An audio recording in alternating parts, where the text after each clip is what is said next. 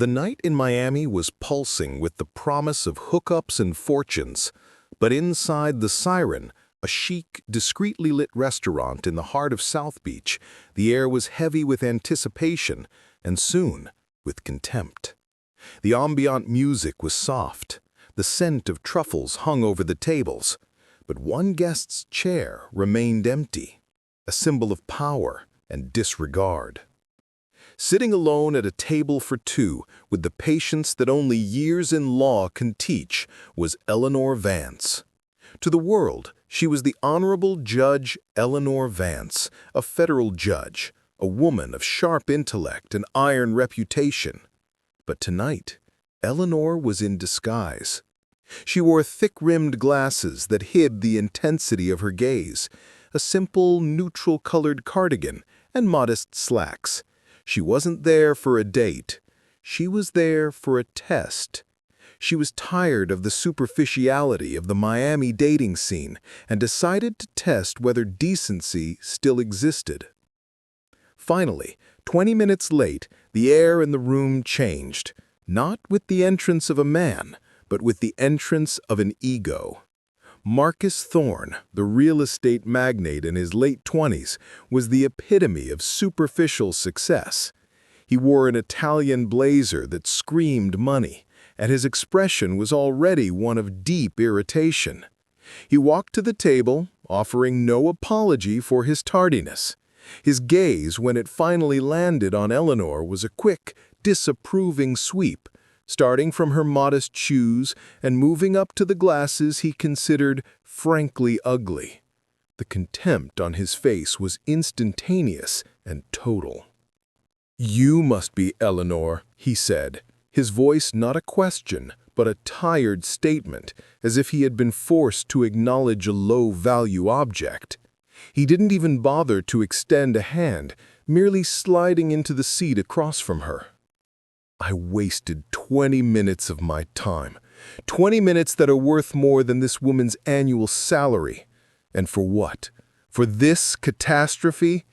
She looks like she just came out of a library basement. And those glasses? They're depressing." What was the app thinking? He felt a mounting fury that his evening had been wasted. The date began, and Marcus's contempt turned into a weapon. He pulled out his latest model cell phone, dropping it loudly on the table. He spent the first 5 minutes typing, ignoring Eleanor's attempt to start a conversation about the Miami art scene. When he finally looked at her, it was to criticize. "Eleanor, do you mind? I'm finalizing a 6-figure contract. It's important. Could you, smile more? You look like you're heading to a funeral. Try to look more approachable. It's a date." Eleanor felt the sting, but her facade of calm was impenetrable. She folded her hands on the table, watching him with an intensity he mistook for subservience.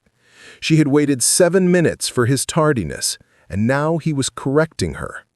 The judge within her, the part accustomed to analyzing morality and intent, was taking notes. Marcus, impatient, glanced at his watch and sighed loudly, displaying extreme boredom. He couldn't bear the waste of his valuable evening any longer. He picked up his water glass and drank quickly, signaling the end. "Look, Eleanor," he said, without mincing words, his tone cold and final. He didn't look her in the eye. "I'm going to be honest because my time is limited. This is not going to work. It is not going to work." He gestured toward her coat. "You are a lot. And I like women who understand the value of effort, the value of presentation. And frankly, you don't understand your value, let alone mine. You're the kind of person who attracts mediocrity, and I'm building an empire. I can't waste time. It's a shame, but frankly," he gave a short, cruel laugh, "you are a waste of time. You should investigate a mirror instead of looking for a husband. Maybe then you'll start to understand your market. Good luck." He pulled out his wallet, took out a $20 bill, and threw it on the table. Not for the check, but for an outrageous tip. Stood up, and turned, leaving Eleanor alone at the table. He didn't wait for a reply. His departure was as arrogant as his arrival. He was laughing as he walked away, pulling out his cell phone to call his friend and boast about the catastrophe he had escaped. Eleanor Vance remained seated, unshakable, watching the $20 bill. The woman on the date had died, and the judge had made her final ruling. Marcus Thorne was not the kind of man to accept a casting mistake in his personal life without one final grandiose reprimand. He had reached the restaurant door, ready to escape, but the sight of Eleanor still sitting there, unshaken, struck him as a final offense. He turned back, his smile of disdain even sharper. He stopped next to the table, his voice loud enough for the nearest waiters to overhear. This was no longer a date, it was a public verbal attack. "You know what your problem is, Eleanor?" he began, gesticulating with the cell phone he was holding. "You are irresponsibly wasting my time. My time is money, Eleanor. It builds skyscrapers in Miami. And you made me lose 20 minutes that could have closed a 7-figure contract. Look at yourself. Look at your clothes. Look at your expression." He paused dramatically, as if assessing a condemned building. "You are common. No, worse than common. You are a blank slate. You should try harder. Investigate a mirror, Eleanor, instead of looking for a husband. You should start to understand your market. I am a luxury buyer, and you are, well, you're a clearance item. You waste my time with your mediocrity. You have no right to occupy my space and my attention. I just hope you know that tonight you lost the only chance to move up a rung in this city." He gave a short, cruel laugh, a sound of pure scorn, and finished with the lowest blow. "Frankly, it's a shame, but the problem isn't mine, it's yours. Have a good life, and try to smile more. Maybe it will help." Eleanor remained seated. She didn't move a muscle. She didn't blink. The tears Marcus expected to see streaming down her face did not come. Instead, her eyes, hidden by the thick-rimmed glasses, fixed on him with a lethal calm. It was the look she reserved for defendants who lied in her courtroom, a look that pierced the facade and exposed the naked truth. Marcus interpreted this silence as shock and humiliation. Common, mediocrity, waste of time.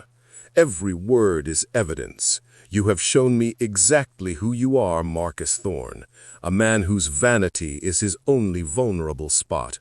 You didn't just violate courtesy, you violated decency.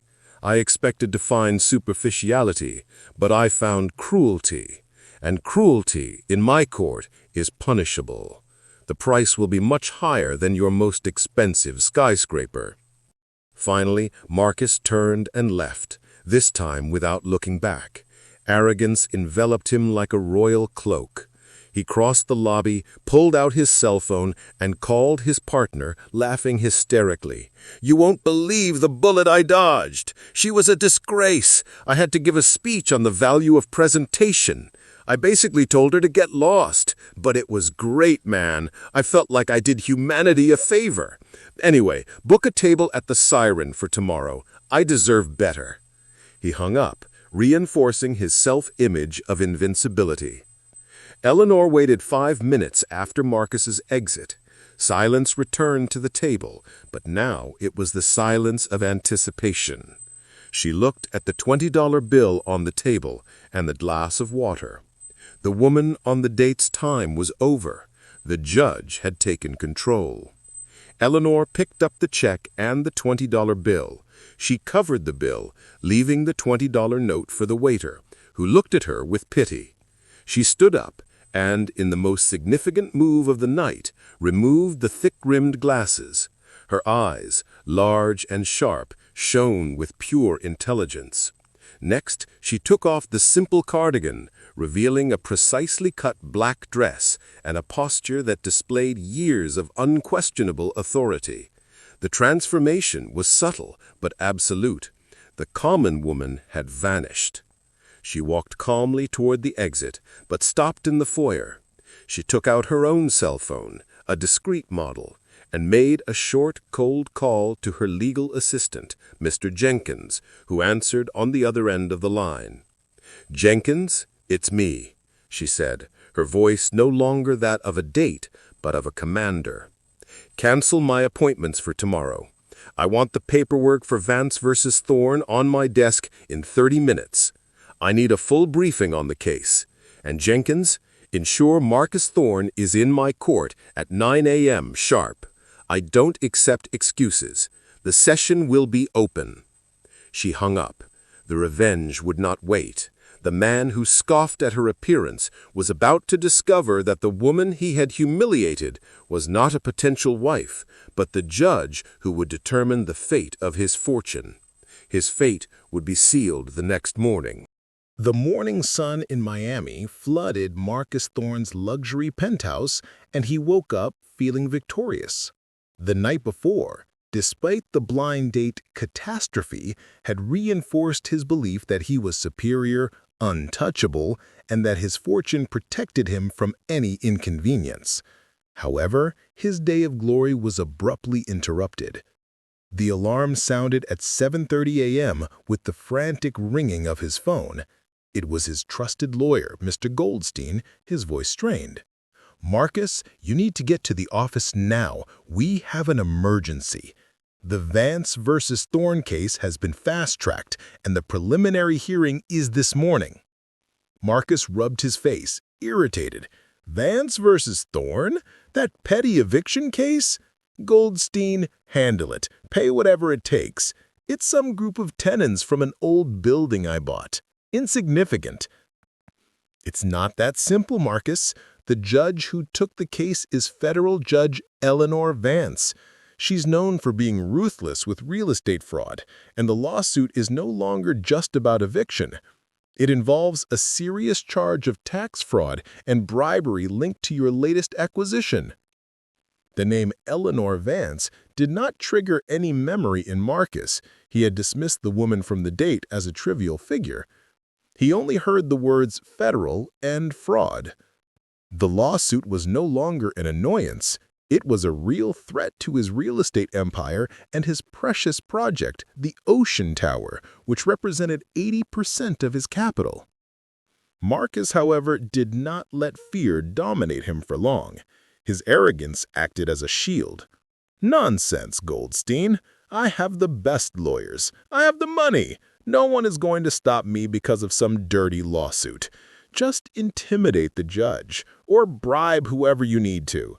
Who is this Vance? A boring old man? A cranky old woman? I'll walk in there, make a quick settlement, and get back to my brunch.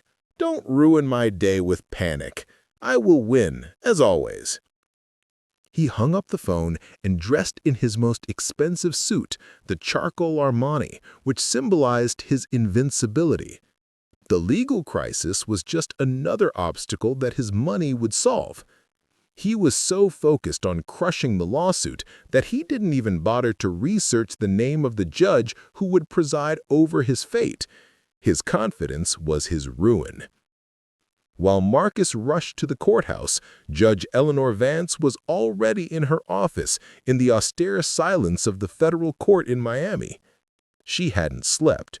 Marcus's $20 bill, which she kept under a paperweight on her desk, had guaranteed that.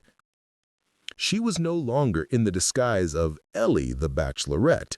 She was the judge, dressed in a navy silk suit with a posture that commanded total authority. Instead of preparing for a date, she was preparing to dismantle a criminal. "Marcus Thorne, you laughed at my appearance. You called me a clearance item. You wasted my time. And now you're about to discover that the woman you tried to humiliate is the only person in Florida who has absolute power over every dollar you own." Instead of recusing herself from the case due to the conflict of interest, the blind date, Eleanor doubled down. Her personal humiliation merely confirmed what the documents already indicated. Marcus was a man without morals. The Vance versus Thorne case was no longer just a legal dispute. It was her personal instrument of justice. She reviewed the details of the fraud, the illegal eviction of low-income families, and the diversion of insurance funds for the elderly. The cruelty in Marcus's business was a direct reflection of his personal cruelty. Eleanor dismissed her assistant, Mr. Jenkins, who was trying to warn her about the pressure of the case. She was alone, surrounded by volumes of evidence. She knew Marcus would use money and intimidation, but she was the law. She was the verdict. At 9 a.m. sharp, Marcus Thorne entered the courtroom wing, followed by his lawyer, Mr. Goldstein. He was impatient, looking at his watch. The lawyer reprimanded him. "Marcus, we need to be respectful. We are in a federal court." Marcus rolled his eyes, whispering with his habitual contempt. "Respect? For whom? Let's get this over with. Who is the judge? A boring old man I can make cry, or a newcomer I can intimidate? Just tell me who it is, Goldstein." Goldstein looked at his watch, swallowed hard, and replied, "The clerk is about to announce. But yes, Marcus, let's get this done." The two sat down at the defense table, oblivious to the destiny that was about to walk through the door. The stage was set. The woman he despised was seconds away from appearing, not as a date, but as the judge who would determine his ruin. The courtroom in the Miami Federal Courthouse was cold and silent, heavy with the weight of law and protocol. This was the judicial stage, and Marcus Thorne moved within it with the unshakable confidence of one who believes money buys any outcome. Dressed in his charcoal Armani suit, he sat at the defense table next to his lawyer, Mr. Goldstein.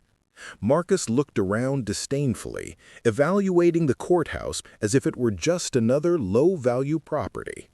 He was impatient, focused only on settling the case quickly so he could return to his true world of profits and luxury. "Let's just get this over with, Goldstein," Marcus whispered, running a hand through his perfectly combed hair. "Who is this judge, anyway? I hope he's quick. I hate the smell of bureaucracy."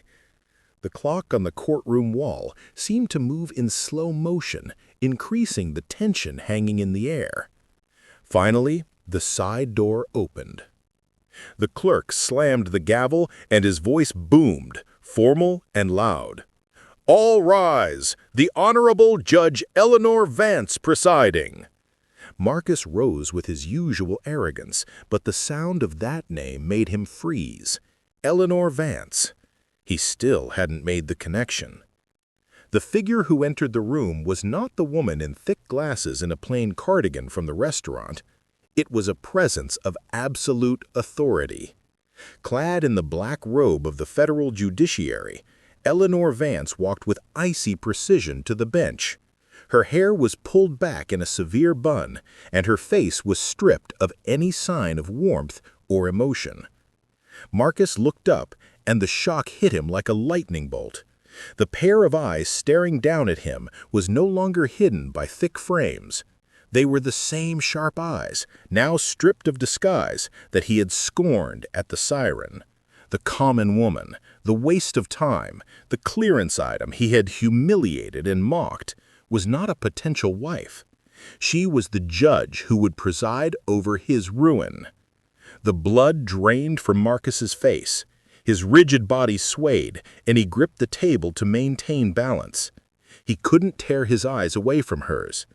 In that instant, Marcus understood that the humiliation at the restaurant had not been the end of their date, but the beginning of his sentence.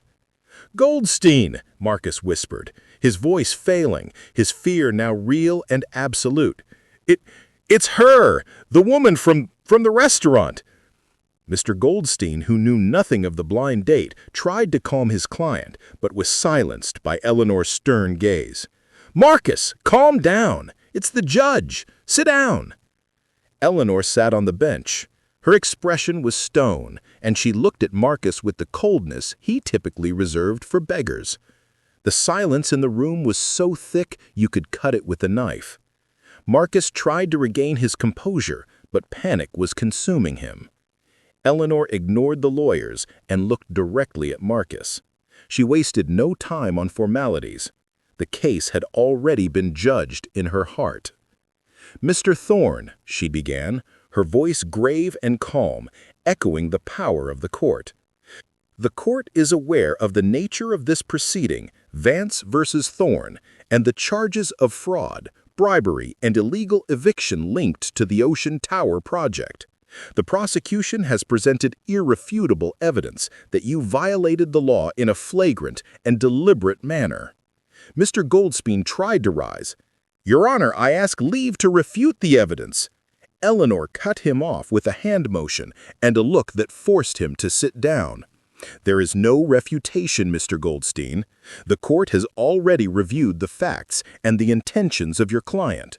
She leaned forward, and her gaze fixed on Marcus was a beam of merciless justice. She did not mention the date. She didn't need to. The sentence that followed was the vengeance. "Marcus Thorne," she declared, her voice rising to a note of finality, "you treated the law and human dignity as a trivial inconvenience, something to be bought or scorned. The federal court, therefore, determines full restitution to the evicted families, immediate revocation of all building permits for the Ocean Tower project, and a federal fine equal to the total value of your net illegal profits." The decision was a fatal blow. Marcus was ruined. He stood up, pale, ready to protest. "But, Your Honor, this is a conflict of interest. You can't do this," he shouted, desperate. Eleanor Vance merely stared at him, with the cold gaze of vengeance fulfilled. She said, "Your objection has been noted, Mr. Thorne. The court is in recess." She slammed the gavel down hard. The sound of the gavel was not the sound of the law. It was the sound of change. The change for the $20 bill. Eleanor stood up, turned her back, and left the room, ignoring Marcus's frantic protests. The last vision Marcus had of the woman he had humiliated was the imposing black robe exiting the door carrying with her the totality of his fortune and his ego. His fate was sealed. The Judge Eleanor Vance's gavel crack echoed in the room, sealing Marcus Thorne's fate. The sound was the closing note of a date that cost Marcus his entire fortune and reputation. Chaos erupted at the defense table. Mr. Goldstein, the lawyer, was in a panic, desperately trying to appeal, yelling about judicial error, conflict of interest, and the absurdity of the sentence. Marcus, however, was in a worse state than panic. He was in denial. He tried to stand, stumbling, looking at the place where the judge had been sitting. "Goldstein, do something! Tell her my money buys this! She can't do this! It's an administrative error!" Marcus screamed, his voice stripped of its usual power. Marcus's attempt to cite the conflict of interest, the date, was useless and pathetic. Eleanor had anticipated this. The decision, though fast-tracked, was legally impeccable based on the evidence of fraud that Marcus, in his arrogance, believed he could conceal. The outcome of the case was instant and devastating. Immediate loss of the Ocean Tower project, which represented the majority of his capital, a federal fine that depleted his reserves, and the loss of all future building permits. In minutes, Marcus's empire crumbled, not due to a market crisis, but due to the implacable punishment of a woman he dismissed with a $20 bill. As Marcus was being dragged out of the courtroom by security, he looked frantically toward the side door, but the judge was gone. He hadn't just lost the lawsuit, he had lost to the woman he judged to be common. Behind the scenes at the federal courthouse, Judge Eleanor Vance was in her chambers, removing the black robe. She showed no euphoria, but a deep satisfaction. Her assistant, Mr. Jenkins, entered the room shocked by the speed and severity of the decision. "Your Honor," Jenkins asked, his voice low, It was It was the fastest ruling in the court's history, and the fine is unprecedented. Marcus Thorne is completely ruined." "What happened, Judge Vance?" Eleanor looked at him, and a discreet, almost imperceptible smile appeared on her lips. She walked to her drawer and, in the most symbolic motion of the entire story, put the thick-rimmed glasses back into their case. "Your arrogance cost you your fortune and your name, Marcus. I didn't take anything from you. You took everything from yourself the moment you treated me like nothing. My time, unlike yours, was worth every second, because I used it to restore the dignity you tried to take from me. I am not a potential wife. I am the law." She looked at Jenkins and responded with her usual coldness. "It happens, Jenkins, that justice is sometimes in a hurry, and the court does not tolerate fraud or arrogance." Case closed. The story of Eleanor Vance and Marcus Thorne is a vivid reminder that true power is not in the suit, the watch, or the bank account, but in dignity and moral standing. Marcus's prejudice against Eleanor's appearance led him to underestimate the only person who had the power to destroy him. He sought superficiality and found sentencing. The real cost of arrogance is losing everything to the one person you never bothered to see. What about you? Do you think Judge Eleanor Vance should have recused herself from the case due to the conflict of interest, ensuring Marcus had a fair trial with another judge? Or did Marcus deserve the immediate justice, and was the personal revenge justifiable given that he was guilty of both moral and financial crimes? Can personal revenge be justified when the law is slow? Leave your honest comment below. Your opinion on the limits of law and karma is what makes these stories so compelling. If this story of a quick turnaround and immediate justice touched you, don't forget to subscribe to the channel and leave a like so we can continue to explore impressive stories of karma and consequence. Thank you for watching.